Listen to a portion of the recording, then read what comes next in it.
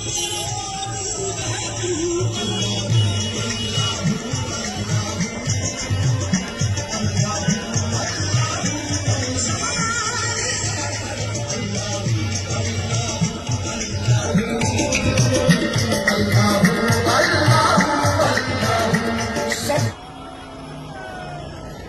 खान साहब की गाड़ी को रास्ता दे दें आप, रास्ता क्लियर करें, खान साहब की गाड़ी को रास्ता दें। ये जो गाड़ी का के लोग हैं ये साइड पर हो जाए।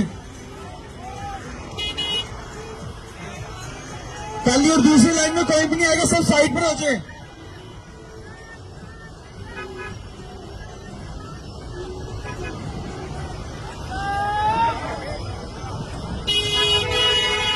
खान साहब की गाड़ी को रास्ता देंगे सब।